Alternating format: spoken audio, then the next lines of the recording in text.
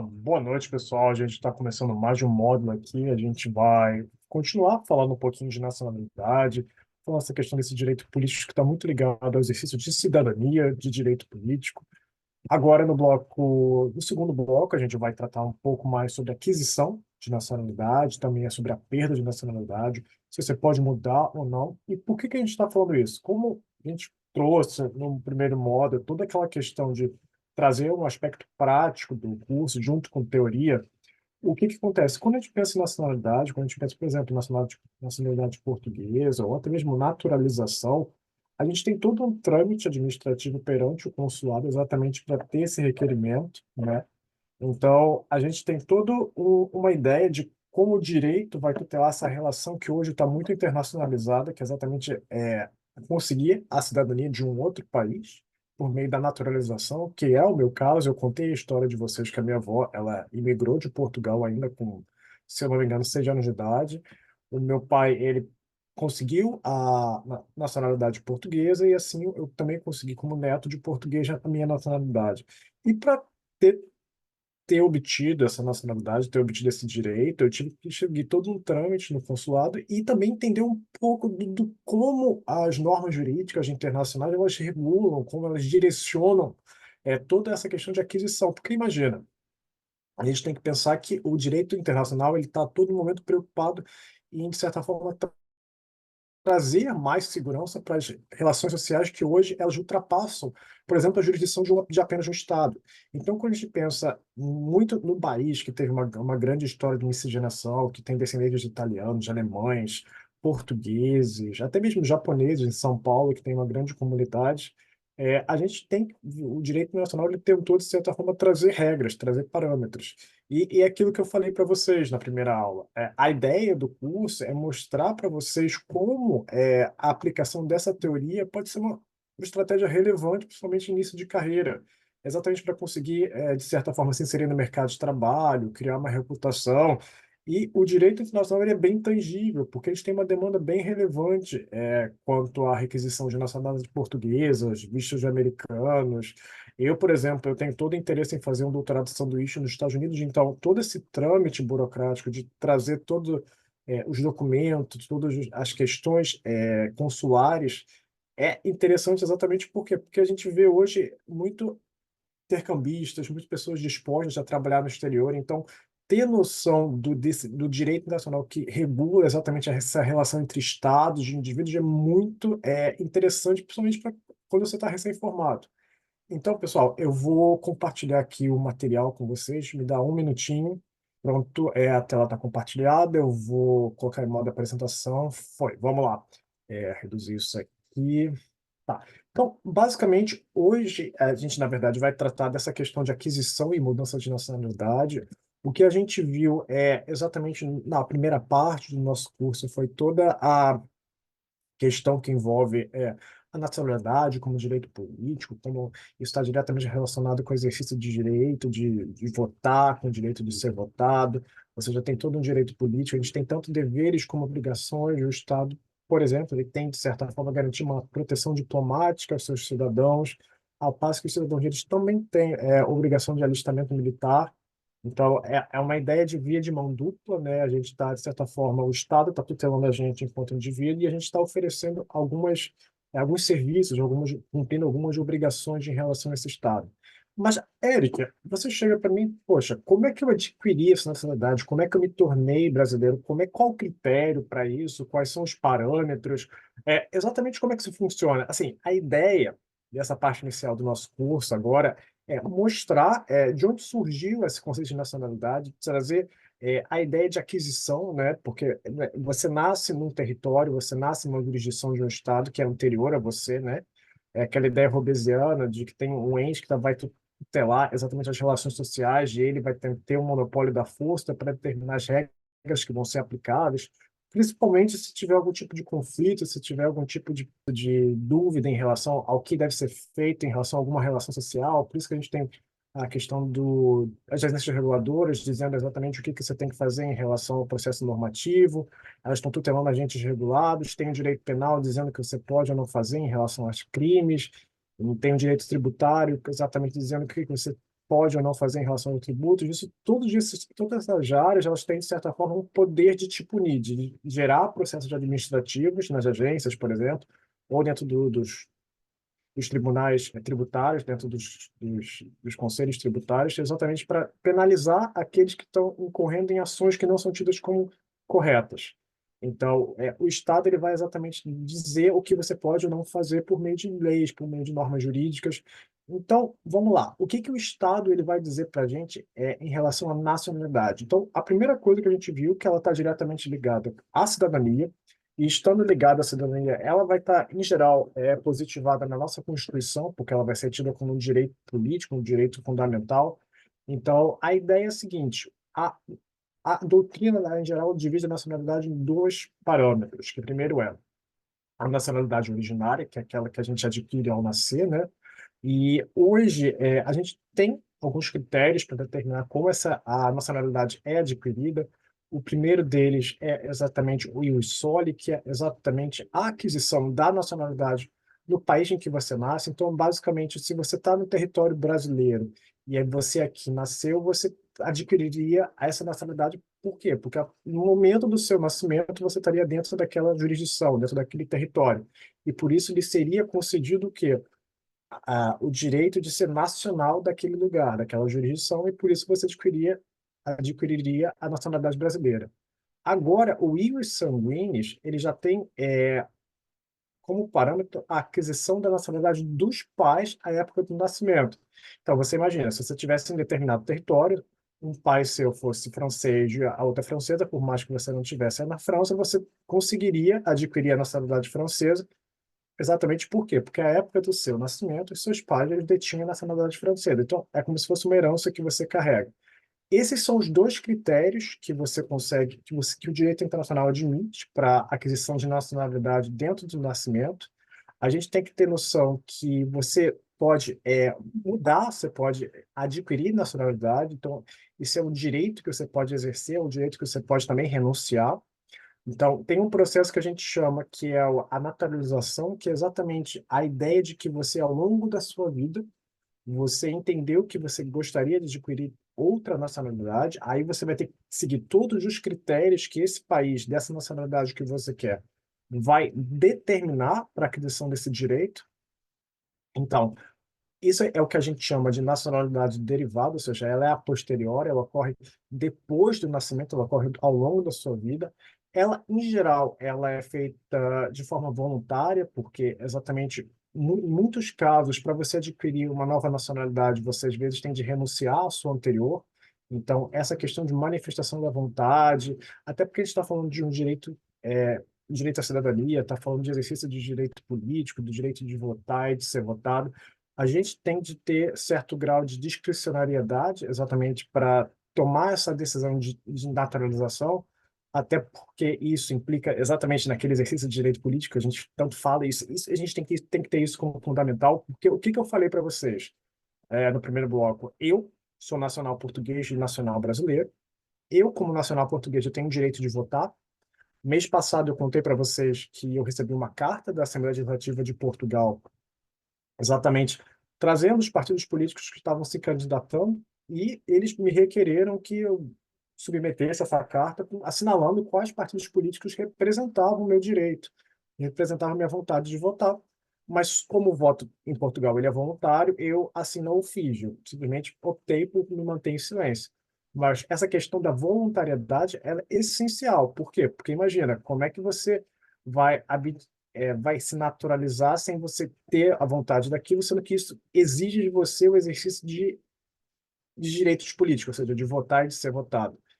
Outros casos, eles podem ocorrer, por exemplo, por imposição em certos países, para você conseguir adimplir algumas obrigações civis, como casamento.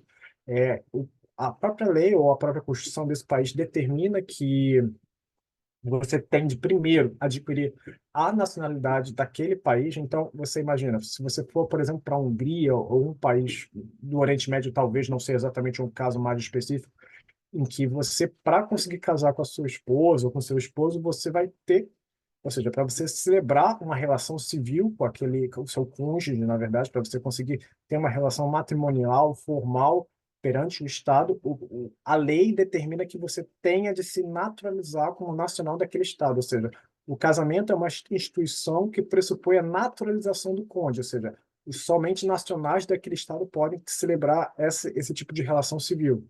E o último caso que a gente coloca é que você pode se naturalizar cidadão de algum Estado a partir do momento que você tem domicílio ou você tem algum trabalho, e geralmente eles têm um requisito temporal em conjunto com essas duas questões.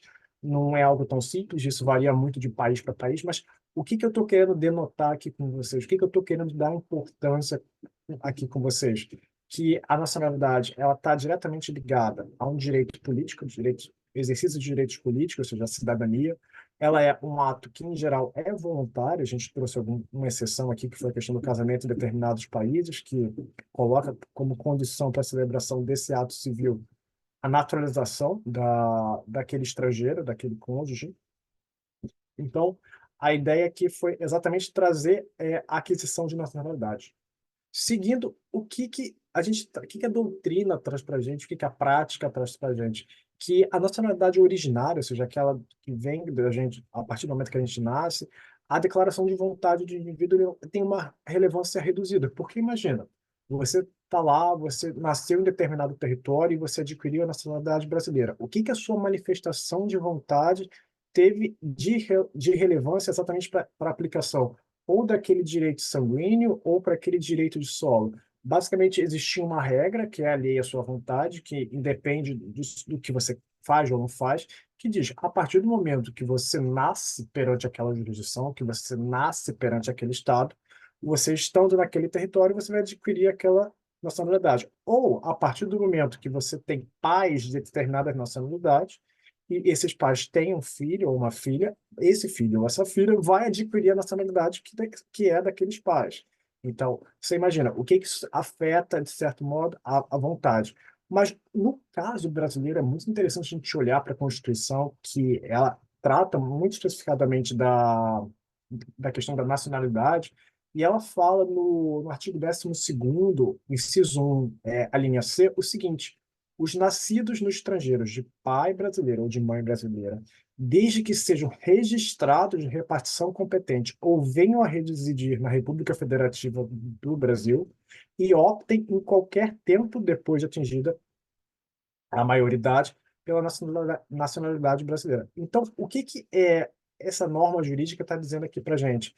Que aqui, no caso daqueles que nasceram de pai ou mãe brasileira no exterior, foram registrados em repartição competente ou nasceram no exterior e vieram morar no Brasil, se depois que eles já atingirem a maioridade, eles podem optar pela nacionalidade brasileira. Então, basicamente, o que que a Constituição está dizendo aqui para a gente? Que a manifestação de vontade desse indivíduo para a aquisição da nacionalidade é extremamente relevante. Coisa que, para os casos que a gente falou anteriormente, não era tanto. Então, assim, isso que é interessante do direito internacional, porque às vezes a gente tem que tutelar casos que são bem excepcionais. Porque imagina, crianças que nascem no exterior, crianças que podem ter dupla nacionalidade, crianças que podem ser apátridas, que é uma situação que o direito internacional a todo momento tenta evitar, porque imagina, se o apátrida é aquele que não tem vínculo com o Estado, porque ele não tem uma pátria, não tem exatamente uma jurisdição que vai dizer que ele é nacional daquela jurisdição, imagina, como é que ele exerce direito político? Como é que ele se sente naquela visão mais sociológica, pertencente a uma comunidade? Ele não tem esse vínculo, porque ele não tem essa pátria. Então, o direito, e a gente falou das convenções, a gente falou da Convenção Interamericana de Direitos Humanos, a gente falou da Convenção Europeia de Nacionalidade, exatamente tentando, de certa forma, tutelar essas situações de tentar ao máximo evitar a sedimentação de um indivíduo que seja apátrida.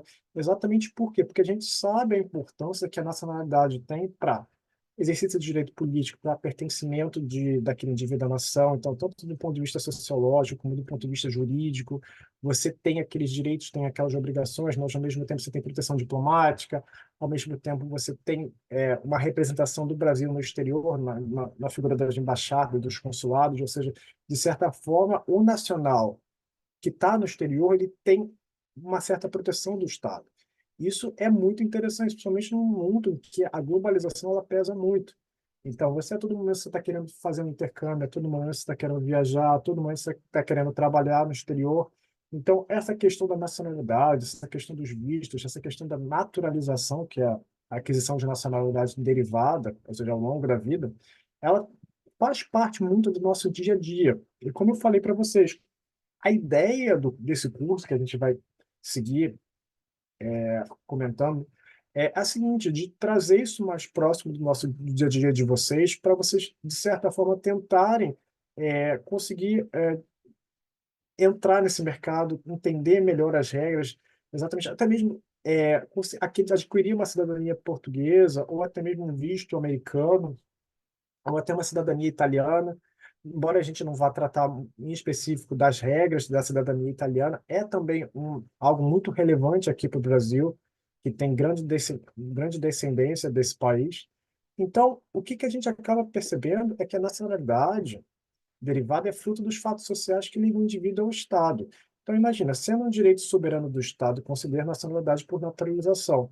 Ou seja, quando a gente pensa nessa aquisição derivada de nacionalidade, a gente está pensando o seguinte: o indivíduo ele vai perante um Estado, perante uma jurisdição, requerer esse vínculo com aquele Estado por naturalização e, por óbvio, isso é discricionário do Estado, é um direito soberano do Estado, conceder ou não essa nacionalidade, conceder ou não essa naturalização. Porque imagina, existem critérios que devem ser com certeza adimplidos, e esses critérios eles variam de acordo com a jurisdição que você está requerendo essa naturalização, e é aquela grande questão.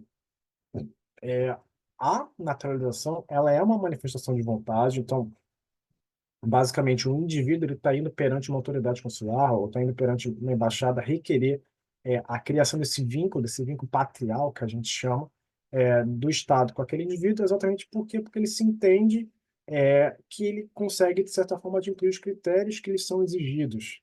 Então, a ideia aqui é que as relações sociais elas foram evoluindo de tal forma que determinados indivíduos se viram legitimados para requerer perante estados a naturalização. Isso pode ser de acordo com o critério de trabalho, pode ser que em determinados países você ter um vínculo empregatício, você pagar impostos, você trabalhar socialmente, economicamente, você ajudar o desenvolvimento produtivo daquele país durante determinado tempo, isso dá o direito, ou seja, que você pode exercer ou não, de requerer essa naturalização. Então, a ideia aqui é que é muito relacionada a uma manifestação de vontade daquele indivíduo, tá? Então, essa ideia de mudança de nacionalidade, a gente acabou de deixar bem claro que é o quê? É um ato voluntário. E o que que é interessante, que a gente tem que denotar aqui, que a gente tem o direito de mudar e o direito de não mudar. Então, quando a gente fala do direito de mudar, o que que a doutrina traz exatamente para a gente é o seguinte, que a gente tem o direito de perder, ou seja, a gente tem o direito de renunciar à nossa nacionalidade. Imagina, se, por exemplo, você quer adquirir uma nacionalidade de um país e o seu país de nacionalidade original, ele não permite que você tenha polipatria. Então, de certa forma, você vai ter que renunciar à nacionalidade do seu país de origem para poder adquirir a do outro país que você quer. Então, essa seria uma hipótese. Então, assim, quando a gente fala também do direito de adquirir uma nacionalidade, ou seja, por vezes eu sou polipátrida, por quê? Porque eu tenho nacionalidade portuguesa e tenho nacionalidade brasileira, ou seja, eu tive o direito de adquirir uma nova nacionalidade. Então, isso não é um direito subjetivo. Por quê? Porque, imagina, quando eu escolhi ter a nacionalidade portuguesa, eu tive de me sujeitar a ir a uma autoridade competente de Portugal, exatamente trazer uma série de documentações, trazer uma série de ofícios, exatamente para comprovar que eu tenho ascendência em Portugal, que eu tenho família em Portugal. No caso, eu falei para vocês que a minha avó é portuguesa, meu pai adquiriu essa nacionalidade portuguesa e eu adquiri essa nacionalidade portuguesa do meu pai. Essa foi a ordem dos fatores de como ocorreu o meu processo, tá? Então, basicamente, eu sempre fui neto de português, mas eu não tinha nacionalidade quando eu era criança. Quando eu virei adolescente, os meus pais eles entenderam que seria relevante ter esse tipo de direito, ter esse tipo de cidadania. Então, eles entraram todo um processo administrativo, se eu não me engano, com advogados, exatamente com mandatário, para conseguir ter um facilitador nesse processo. E a ideia foi exatamente o seguinte: agora que eu tenho toda a documentação comprobatória, agora que eu reuni todos os requisitos necessários para comprovar esse grau de ascendência, esse grau de pertencimento à nação portuguesa, porque eu tenho família que nasceu lá e imigrou, no caso a minha avó, eu consegui adquirir essa nacionalidade hoje, eu sou cidadão. Tenho um cartão cidadão, que é o documento que a gente chama, e eu também tenho o passaporte europeu, porque Portugal está inserido dentro da União Europeia. E, e assim foi. Então, basicamente, o que eu estou querendo colocar para vocês aqui é que esse ato de aquisição, de adquirir nacionalidade, ela depende da outorga de um governo. No meu caso, foi do governo de Portugal. Então, segunda parte que a gente tem que ressaltar aqui, que a gente também tem o direito de não mudar.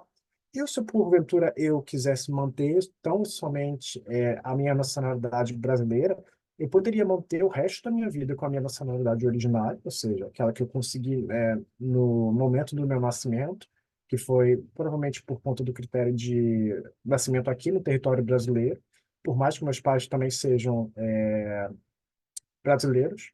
No caso, meu pai adquiriu ao longo da vida também, de forma derivada, a nacionalidade portuguesa, assim como eu. Então, a minha mãe, ela permaneceu, ou seja, ela teve o direito de não adquirir, muito porque ela não conseguia cumprir os critérios que eram exigidos pelo governo português, então ela não tinha ascendência portuguesa, então era praticamente impossível ela comprovar a relação que Portugal demandava para conceder esse direito. E o que a gente também tem de colocar em voga é o seguinte, que a partir do momento que você tem uma nacionalidade, você também tem o direito de não perder. E por que se fala isso? Porque no direito internacional, por vezes, já é comum você ter conflitos. E esses conflitos podem ser ocasionar, por exemplo, anexação de territórios. Então, imagina, você era nacional de, por exemplo, de um país da antiga União Soviética e esse país ele teve seu território anexado pela União Soviética ou pela Rússia, ou seja, teve anexado pela Rússia, no caso, porque a União Soviética virou a Rússia agora. E imagina, você ficou o quê? Sem nacionalidade. Então, o que o direito internacional traz para a gente é o seguinte, que na hipótese de determinado território ser anexado, as pessoas que lá viviam, elas teriam o quê? O direito de manter a nacionalidade originária. E qual é a ideia aqui? A ideia é a seguinte, como eu falei para vocês, o fenômeno do apátrida, ele é muito evitado no direito internacional, ele é muito rechaçado. E por quê? Porque o apátrida é aquele que não tem nação. Aquele que não tem nação não tem exercício de direito político. Se ele não tem exercício de direito político, ele não tem direito de votar e de ser votado. E muito mais do que isso, ele não tem aquele aspecto sociológico, aquele aspecto horizontal, que é exatamente a questão do pertencimento àquela nação. Então, como aquele indivíduo ele vai se ver como nacional de um país do qual ele não tem cultura ou um povo, não tem um elemento que tem esse vínculo de pertencimento. Então, a todo momento, o direito internacional ele vai tentar evitar a figura do apátrida. E a gente vê isso em vários tratados, a Convenção Interamericana de Direitos Humanos, e por isso que a gente trouxe esses atos normativos no primeiro bloco, exatamente para mostrar como o direito internacional ele tentou, de certa forma, evitar o acontecimento, a ocorrência desse tipo de situação e trazer maior segurança jurídica para esses indivíduos, de evitar que eles percam a nacionalidade no caso de ter o quê? O território do seu país anexado por motivos de guerra ou por motivos de conflito, tá? Então, o outro fenômeno que a gente vai tratar aqui é o da perda da nacionalidade. A gente vai novamente voltar a falar da Constituição, a gente vai falar especificamente do artigo 12º do parágrafo 4º, né? E ele traz exatamente uma hipótese de que ocorre a declaração da perda de nacionalidade do nacional brasileiro. Então, basicamente, a primeira hipótese é quando você tem cancelado a sua naturalização, isso ocorre por meio de sentença judicial, e a causa, em geral, é por conta de fraude relacionada ao processo de naturalização ou atentado contra a ordem constitucional e o Estado democrático. Então, você vê que aqui você tem uma hipótese de perda de nacionalidade que é bem grave, você imagina, você tem que ter todo um processo judicial, você tem que ter uma sentença, exatamente você tem que ter um fato que é exatamente uma fraude no processo de naturalização ou um atentado contra a ordem constitucional ou o Estado democrático. Então aqui você tem um crime. Nos dois casos você tem basicamente um crime. O primeiro, você está falando de uma fraude, o segundo, você está falando uma questão de violência, um atentado contra a ordem constitucional, o Estado democrático. Ou seja, você está falando de hipóteses, basicamente, que o Estado, enquanto ente soberano, ele vai caçar aquele direito que ele concedeu àquele cidadão e vai exatamente tirar essa naturalização, que é essa aquisição de nacionalidade derivada. A segunda hipótese é exatamente quando o nacional faz um pedido expresso de perda de nacionalidade perante uma autoridade competente. Então, basicamente, seria o caso daqueles indivíduos que um determinado país não permite a polipatria. Por exemplo, se eu quero adquirir uma nova nacionalidade e esse novo país do qual eu quero adquirir essa nacionalidade, ela não permite acumulação. Então, eu teria que abrir mão, ou seja, eu teria que renunciar, que tem a ver com aquele direito que a gente falou no slide anterior, para poder sim adquirir essa nova nacionalidade. E qual é a grande questão aqui? Por que que o inciso segundo, o inciso 2, ele traz essa questão lá no finalzinho, de ressalvar as situações que ocorrem apatrídia? Exatamente por quê? Porque, novamente, o direito nacional, ele vai, de certa forma, tentar incorporar o que é dito em tratados, em convenções. Por quê? Porque, principalmente quando a gente tem relação com direitos fundamentais, se a gente está falando que nacionalidade está diretamente relacionada com exercício de direito político, votar e ser votado. Se você, uma pessoa que não é nacional, que não tem nacionalidade, não pode votar, não pode ser votado, não tem uma nação, não tem pertencimento a um povo, não tem aquela questão sociológica de identidade. Então, o que que o direito nacional está dizendo para os estados? Estados, evitem deixar seus nacionais sem nacionalidade, por mais que assim eles o queiram. Então, o que que a gente está dizendo aqui nesse inciso segundo? Que por mais que você queira, você faça o requerimento de perda de nacionalidade, o direito brasileiro não vai permitir que você seja pátria. Por quê? Porque isso é uma ressalva. Então, basicamente, o que que a perda de nacionalidade significa? É a perda do vínculo patrial que liga o indivíduo ao Estado. Então, a gente tem algumas hipóteses. A primeira hipótese é exatamente essa questão de cancelamento da naturalização. A gente falou que você tem que ter uma sentença judicial, ou você pode ter uma atividade nociva ao interesse nacional. Se a gente falou de atentado ao Estado Democrático de Direito, e o que que a doutrina traz para a gente? Você até consegue readquirir essa nacionalidade. Por quê? Você, a partir do momento que você tem essa sentença judicial, você perdeu. Mas você, se você entrar com ação rescisória, exatamente para reformar a coisa julgada, você poderia, de certa forma, adquirir essa nacionalidade, porque você ia estar reformando aquela sentença. Então, seria uma possibilidade. E a segunda hipótese, que a gente tratou lá da Constituição Federal, foi exatamente quando você vai adquirir outra nacionalidade. Ou seja, você vai perder, perda de nacionalidade se aplica tanto a brasileiros natos ou naturalizados. Ou seja, se você quer adquirir uma nacionalidade nova, porque você entende que você tem todos os requisitos que aquele Estado que você tem interesse vai exigir, e aquele Estado não permite que você seja polipátrida, o que que você vai fazer? Você vai renunciar à sua nacionalidade para adquirir outra. Lembrando, o direito brasileiro, a todo momento, ele vai tentar evitar a situação do apátrida, porque ele não quer que ocorram situações em que os indivíduos não tenham nação, tá? Então, aqui a gente vai trazer o quê? Uma exceção à perda de nacionalidade. O que que a gente vai o que que a gente está querendo dizer aqui? Que a aquisição voluntária de outra nacionalidade não acarreta a perda de nacionalidade brasileira em duas hipóteses, ou seja, é basicamente duas hipóteses de polipatria. Ou seja, a aquisição voluntária de outra nacionalidade faz com que você mantenha a nacionalidade brasileira. Qual a primeira hipótese? O reconhecimento de nacionalidade originária pela lei estrangeira, ou seja, a lei do país que você quer adquirir nacionalidade, ela permite o quê? A polipatria. Ela permite que você tenha mais de um vínculo patrial com o Estado. Então, seria exatamente uma hipótese que, a minha hipótese, o Estado de Portugal e o Estado brasileiro, eles permitem que eu consiga ter as duas nacionalidades ao mesmo tempo. E a segunda hipótese é a imposição de naturalização. Por exemplo, você, para conseguir casar em determinados estados, você tem que se naturalizar, ou seja, isso é uma condição para você exercer um direito civil. Então, em muitos casos, esses estados vão permitir o quê? A polipatria. Você, por mais que para exercer o direito civil você tem que virar nacional daquele estado, o que que aquele estado vai dizer para você? Ah, você vai ter que somente se naturalizar, mas isso não quer dizer o quê? Que você tenha de renunciar à sua nacionalidade originária. Isso é muito interessante, porque imagina, se você colocasse essa condição para o exercício de um direito civil de renúncia à nacionalidade, ia ser o que? Uma barreira muito forte, até uma intervenção muito forte no direito privado. Então, imagina, o que eles trouxeram como opção foi exatamente trazer essa possibilidade de se acumular nacionalidades, tá? Então, o que que a gente tem que colocar aqui também para vocês? Que é possível readquirir a nacionalidade brasileira caso você a tenha perdido por naturalização voluntária. Para você efetivar isso, você tem que fazer um procedimento que é fazer um requerimento ao Ministério da Justiça, e exatamente você vai estar o quê? Cumprindo todo um trâmite administrativo para conseguir o quê? Readquirir a nacionalidade brasileira, tá? Então, pessoal, a gente vai finalizar esse bloco por aqui. E no próximo bloco a gente vai falar de aquisição e mudança de nacionalidade.